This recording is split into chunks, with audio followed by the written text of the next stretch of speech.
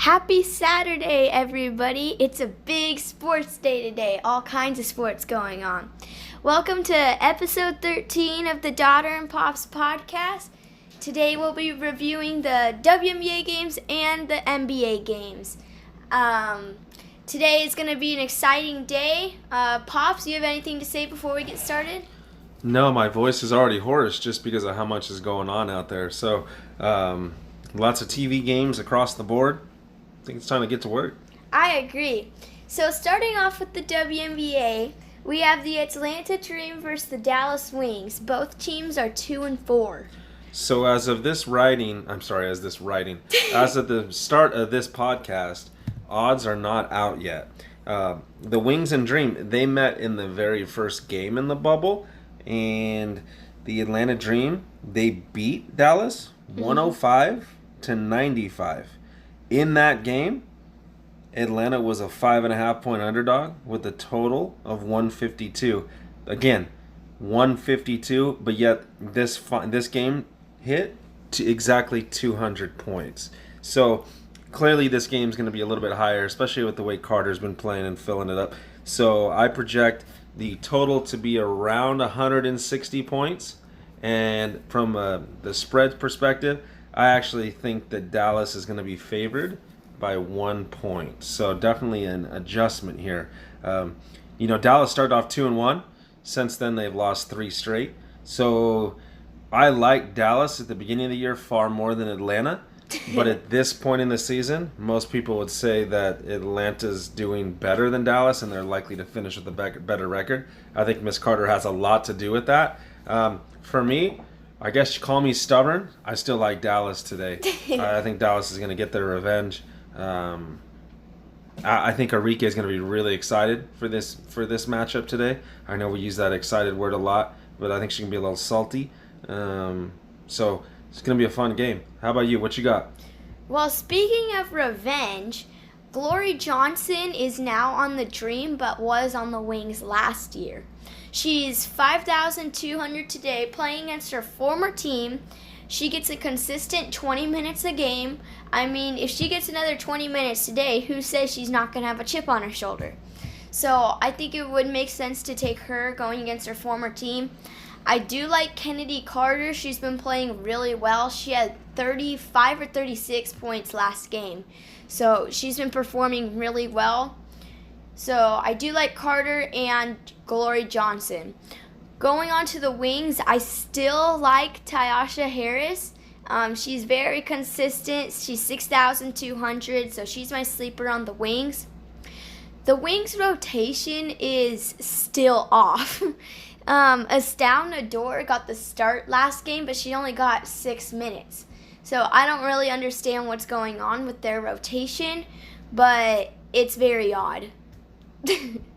That's for sure. I mean, I don't know what's going on there. Obviously, they're doing some practice runs for the bubble. But yeah, I'm with you.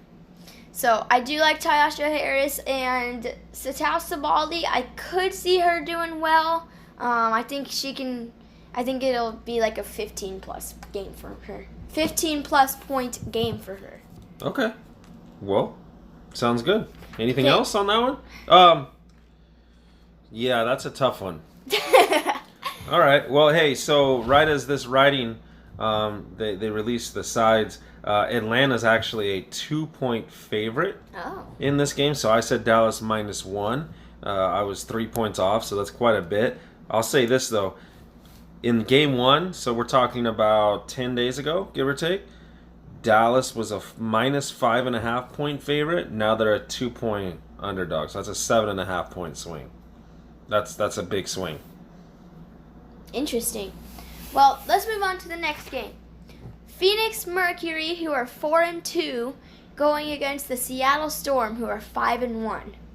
Okay, that's right. Seattle, they opened up because again, you guys are getting this, and that's what's so fluid about this is when you're trying to do these podcasts live, odds happen to come out right then and there. So I can tell you guys as I literally write this down for myself. Seattle opened up -5 with a total of 169 points. Phoenix, they've been playing better. Got to give them credit. They've now won 4 straight. Seattle, the number 2 defense from a scoring standpoint. Phoenix with the number 1 offense still. I see Tati's got the chills over here. She starts shaking. I'm making sure she's okay. I mean, this is going to be a great game. 2 proud franchises. They know each other real well. I still lean to the Storm. I think they're going to win this game by about 7 to 8 points. So I do lean Seattle. I'll give Phoenix credit, though. They're doing pretty well. And total of 169, that's for today. All 3 games are lined pretty closely from the totals. But this would be considered the track meet game. That tends to favor Phoenix since they have the number 1 offense. Any ideas what's going on with Bria Hartley? Yeah, that's what I was just going to ask you. So Bria Hartley has been out for the past 2 or 3 games. She's going to be out today, and since she's been out, the Mercury have been playing better. What do you think about that, Pops? Do you think that she's got a role in them? Well, yeah. I mean, I think when she was, at one point, she was number 2 in the league in scoring. Yeah. Granted, it was a small sample size. I think that was a little bit of a misnomer. I know, Tati, you're going to look up that word. Anomaly. Hey, I got it right the first time. Thank you, guys. I know, all that round of applause. She never really showed that type of scoring prowess anywhere else when her former team, wasn't she with Connecticut? No, New York. New York, East Coast. That was close. So, yeah, I mean, I would be more inclined to say I'm surprised by their number 1 scoring offense since DeWanna Bonner left. Right? You know, I think that's interesting. And hey, the other thing is, I'm glad that Diana Taurasi listens to this podcast because ever since I went in on her and talked about how old she was, she's been playing really well. Yes, she is. Hey, I'll be the first one to say I'm going to be hard on these players. I'm going to tell it like it is. But then when they do it, they turn it around, I'll be the first to say, great job. She's playing well. Good to see. You know what? Sue Bird is still out, though. Sue Bird is still out. I still like Seattle in this game. That makes sense. Well, for the Mercury, I still like Shatori Walker-Kimbrough. She's 4,900. She played really well last game. It was either 14 or 17 points. I think another one could be Alana Smith at 6,000. I think she could get a decent amount of minutes. For the Seattle Storm, I think that Natasha Howard, has anybody heard of her lately? Man, no. I mean, she was in like the 10,000s last year. Right now, she's 6,400. She's struggling. Man, I think that's a crazy talk with that DraftKings salary. I think her and Nador have been working out in the offseason together. They've both been they might be the 2 most disappointing players in the league so far. Yeah, maybe. Well, I think it's going to get even tougher for her today going up against Brittany Griner. So, in that case, I did just want to mention that. Sammy Whitcomb, 5,600. She's been playing well since Natasha Howard hasn't. She's been getting more minutes each and every game. So, Sammy Whitcomb, 5,600. She'd be my only sleeper from the Storm. They play pretty well as a team. Fair enough. Okay, let's turn the page on this one. Next up, we have the Chicago Sky, who are 4-2, versus the Connecticut Sun, who are 1-5, coming off their first win. I don't understand what's going on here. Chicago's a 3-point favorite. Okay. And the total is 166.5. So, all I got to say is, this is your favorite game of the day. That's my favorite game of the season right here. Oh. Chicago's coming off a loss. Their worst loss so far. They lost they're 4-3. Sorry, I take that back. 4-2. They're 4-2. Okay. Their first game that they lost was by 2 points. They're coming off a double-digit loss to the team we just talked about, the Phoenix Mercury. They're playing a team in the Connecticut Sun, which has been an Eastern Conference power. Chicago has got finals aspirations this year. And to be frank, Chicago's played really well against Connecticut of late. And obviously Connecticut's a whole new team. Chicago's used to being the listed underdog. And they just keep on covering. As I look back, they've covered 5 straight games against Connecticut. 10-point dog, they won by 9. 12-point dog, they only lost by 7. 5-point dog, they won by 18. 7-point dog, they lost by 6. 6-point dog, they won by 5. So by my recollection, that's 3-3 in their last 6 matchups with Connecticut, but yet all 6 times they were an underdog by at least 5 points. So there's some stats to throw out at you. Clearly, even though Connecticut's a different team this season, Chicago, when they see the Sun uniform, they recognize just how strong this team is, and Chicago gets up. So while Connecticut's a new team with a lot of turnover, Chicago's the same exact team. Yep. Chicago's stronger this year than they've ever been in the last couple of years of stats and matchups that I've alluded to, and Connecticut's never been worse. Connecticut's coming off a win. They won, again, Tati, you said it's their first win of the year. You're right. Yep. And it was against my team, the Dallas Wings, and they won by 23. Chicago coming off their first double-digit loss. So they're going to be ready to go today. Be hungry. Chicago, this is my -3. This is my favorite game of the season. So I love Chicago, and that's all I got to say. Well, for the Sky, I like Kalia Copper, who's 7,400. She has been getting the start over Diamond DeShields, so I do like her. Azura Stevens, I think she's going to be guarded by Alyssa Thomas, so I do think that is going to be a tough matchup for her because Alyssa Thomas is a fast and physical forward. So in that case, I don't like Azura Stevens. Courtney Vandersloot, I feel like she's going to play really well today. The only person that could possibly guard her would be Jasmine Thomas. So I do like Courtney Vandersloot at 10,100. Okay. Going to the Sun, since they won their first game the other day, DeWanna Bonner only had 8 points. So I think that's interesting because all the other games she had 20 plus and they hadn't won. So I think that when she actually passes the ball and does less, that they play better. So I feel like that's interesting. I do like Brianna Jones at 7,900. She's been playing really well for the Sun. She's been their lower Shonquel Jones. She's had to step up. So I do like her. Jasmine Thomas, I feel like she could do a couple things this game. So she's 7,300. I feel like Bonner, I think she's going to realize that when she does less, it's better. So I feel like she won't do a lot today at 11,200. Sounds good. Let me ask you, who plays in the finals? Now that we're about 10 days in, what's the matchup? I feel like it would be Seattle Storm and then the Sky. Right? Storm and Sky? Western. Yeah. Yeah. I see that. And you know what? Unfortunately, I completely agree with you. Who's Rookie of the Year? It's between Sabali and Carter. It's got to be Carter. It's got to be, right? I mean, she's getting all the publicity. I think so. You know, far, it's Carter. Yeah.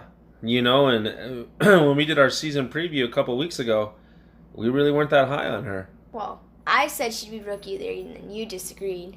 Oh, okay. Well, then I stand corrected. Tati, you're right. I'm wrong. Typical father-daughter dynamic.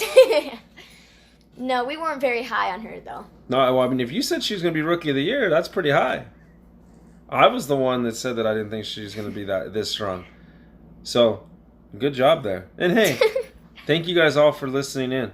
If you want to be a part of this argument, in this debate, hop on in. Tell us how wrong I was and tell Tati how right she was. Let's flip the page here. We're going to go off to the NBA. We're going to do our quick hot segments here. We'll preview very, very briefly each game. Okay. And then we will give our takes on who wins. And that's going to wrap it up. Clippers, Blazers, first game of the day. Who you got, Tati? As much as I want to go with the Clippers, I think I'm going to have to go with the Blazers. Okay. They're looking pretty strong right now. More than pretty strong. They've been incredibly strong, right? Nurkic has looked really, really good. Yes, he has. Zach Collins is back. But here's the other player because Portland, you could argue they've been one of the three most impressive teams in the bubble. Yes. Right? And so I think another name that, has been really, really strong, Gary Trent Jr. Yes, he is. He's been lighting it up. I'm pretty sure 4,300 in DraftKings. Ooh, look at Tati just throwing out that number. And then here's another number. I believe he's shooting 63% from the three-point line in the bubble. Yeah, he's been playing well. So as much as we're talking about Portland and you like Portland, I like the Clippers. I feel like they're going to show up today. So, yeah. I thought for sure you were going to say Portland giving out those numbers. No, I like the Clippers. Offense versus defense. I think defense is going to win the day here. Okay. Next game, we stay in the Western Conference. Denver, Utah. Well, you know what? This is an interesting one because I don't know if the Jazz are going to sit their starters this game or not. I saw on a couple different websites that they were going to be out, and then a couple saying they're going to be in. So that's going to be interesting. For the Nuggets, Jamal Murray's questionable. Their starting point guard. He hasn't played so far in the bubble though. So true. So that's not a big one there. Let me say this about this game. First off, I like Utah. Okay. I don't know if you said your team or not, but no. Hey, I'm a big Michael Porter Jr. fan. And Joe Ingles. And, of course, Joe Ingles. But with Michael Porter Jr., I feel like as great as it's been for him to break out, I kind of feel like I'm not sure if Michael Porter Jr. being so ball dominant and just having this big of a role, I'm not so sure it's a good thing for Denver. So that's my little that's my NBA hot take. I don't know if that's actually good for the team as it is for Michael Porter Jr. I know that's going to be a controversial statement because, the better he is, the better the team's going to be. I'm not so sure. I like Utah. How about you? I'm going to have to go with the Nuggets. Okay, cool. So through two games, we're opposites. Yep. Okay. Lakers, as you call them, the Indiana Pacers. Yeah. Well, for the Lakers, LeBron is questionable for his groin at 10,400, and Anthony Davis is probable at 10,300. So I feel like Anthony Davis is going to play. What do you think? Is LeBron going to play tonight? Great question. I think only LeBron knows that answer. Well, true. So I'll take Indiana just to do it. After you state who you like, Tati, I'd like to ask you a question. Okay. Well, for the Packers, real fast, TJ Warren is questionable and Miles Turner is also questionable. So I did have to say that. Is anybody playing this today? I don't think so. Okay. Because there's a lot of questionables and outs. I'm going to have to go with the Lakers just because they're my team. Okay. And I think that the Packers are starting to slow down. Here's my question for you then. Okay. Why do you think all these players are questionable and sitting starters when we're in an 8-game bubble? Do you agree with it or not agree with it, and why? Well, I know that the reason they're doing it is because they're resting him for the playoffs, but I disagree with it because it's way too early. Like, it's only like their 4th or 5th game, so I think it's way too early. I could understand it in the last game, but like right now, I disagree with it because, I mean, they're still playing. They're only like halfway through. They're halfway through the bubble. I'm pretty sure that there weren't any games for 5 or 6 months. Yeah. I don't understand why they would be like sitting. Especially like with the Jazz sitting their whole starters. All their starters. So doesn't really make sense to me. Yeah. What about you, Pops? Well, the NBA, it's kind of a copycat league. So, and pretty much all of professional sports is. So when one player or a star player or one team that's having success starts to do a new trend, then everyone else copycats this. So I'm old school. I don't like it. Granted, there's no fans that are in attendance. So it's not like they're paying Except for the tickets. virtual fans. Virtual fans. That's been a lot of fun, actually. Yeah, right? I think Shaq was on there yesterday. I think the NBA has done an amazing job with the atmosphere in the bubble. I think it's been absolutely outstanding, and I think these games, I think they've been more fun to watch in the bubble. The games have certainly been more entertaining. They've been closer, which is kind of proves my point or makes my point of why are these guys not out there playing? All we heard about was as they were approaching the bubble was it was going to take 6 weeks for them to be able to ramp up to be able to play at a regular season playoff / environment and situations, but yet all these players are questionable. So I understand with having this amount of time off that it was going to take a little while to get them up to speed, but my goodness, resting 3, 4, 5 starters, that's ridiculous. That's crazy talk. So I don't like it. I think it's a bad look. So again, for you guys listening, chime in. Let us know your takes. Yes. Moving forward. Love to hear them. Man, it's like these two teams, if you look at their mascots and their names, like it has to do with hot. Yes, we got the Suns and we got the Heat. What's harder? The Suns or the Heat? Because I'm pretty sure the Sun produces heat. Yeah, honestly, the Suns, because they're on like a 4-0 streak right now. Devin Booker, 8,300. I think that's a decent pick. I do like Ayton at 7,600. But what about Cam? Cam Johnson, what is Cam? 5,200. Well, there you go. It's my favorite pick of the day. Yeah, if you're going to take down, I think there's 100K to first, right? Yep, 100K. Cam Johnson, gotta have him. He gets to 35 fantasy points. You get your 7x. Right. 35. Man, that guy's been pulling down double-digit boards, been making 3 or 4 3-pointers a game. 5. Yeah. For the Heat, obviously you guys know Jimmy Butler's out, and then Gordon Dragic is questionable. So, not too many injuries in this game. 109 Miami Heat. 109 Miami Heat. 117 Phoenix Suns. 117 again. Man, the Phoenix has been so consistent scoring. They've been lights out. Yes, they have. They've been shooting the 3-ball better than, definitely anyone in the bubble. And conversely, the opposing defense, the opposing offense, they have not been making threes against Phoenix. I think that's Cam Johnson. I think that's Mikal Bridges. Those guys play pretty Ricky good. Rubio. Ricky Rubio, Baja Fresh, Baja Grill. Man, Phoenix been looking awfully good. I think the roll continues. I like Phoenix. Last game. Me too.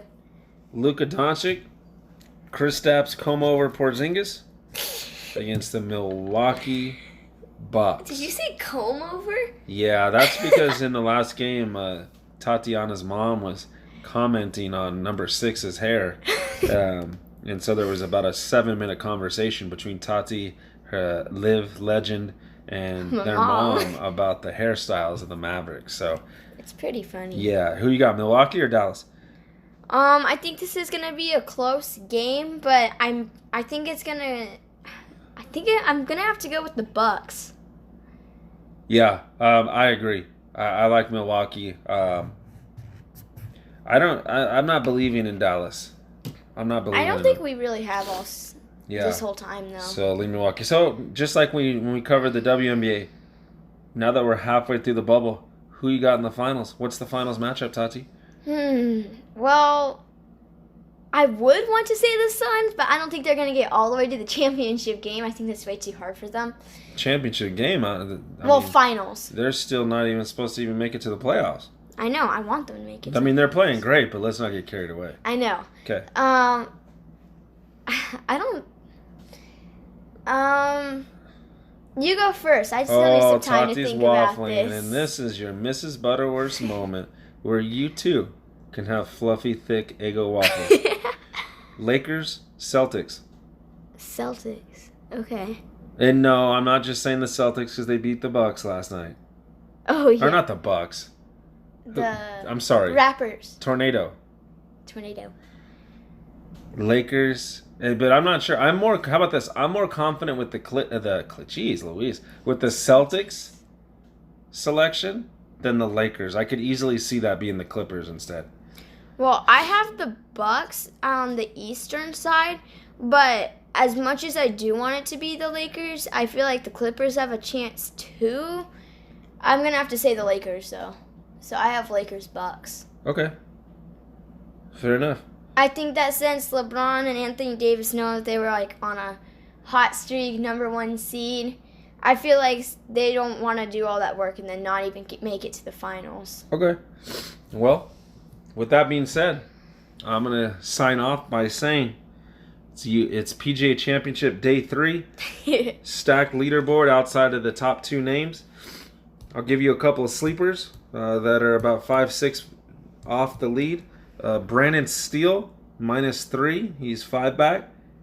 Patrick Reed, 6 back. Both those guys, the reason why I give you those names is because they're both really, really good playing in the wind. Patrick Reed from Texas. Brandon Steele from the Palm Springs, Palm Desert area. So both those guys are a ways back, but I think they both could play well just because of how windy it's going to be. A couple other names. Colin Morikawa. I look for him to make a move today. He's 6 back. And then another guy, Xander Schauffele. He's only 4 back, so he's right in contention still. I expect big moves from them. And then 2 big-time sleepers, Joel Damon. I like him today. Si Woo Kim. That's another guy that I'm telling you, look out. They're going to make runs. And then lastly, there's a UFC card tonight. Oh, my goodness. Chris Weidman, former UFC champion, take down Anderson Silva and did great things. He's lost, I think it's 5 out of his last 6, 5 straight. He fights Omari Akhmedov in I believe it's the co-main. I would expect if that should be a fight he should win. If he doesn't, he should retire. In the main event, you have a guy, Derek Lewis. He's an interesting character. If he wins, it's must-see TV for all sports fans and all non-sports fans. Anyone that likes comedy should definitely tune in to him if he wins, because his post-fight interviews are the funniest 90 seconds in all of television. That's all I got, Tati. It's a big day. Right? Big sports day. So we got WNBA, NBA, golf, and MMA. And, I mean, that's just so much. You guys better watch something today.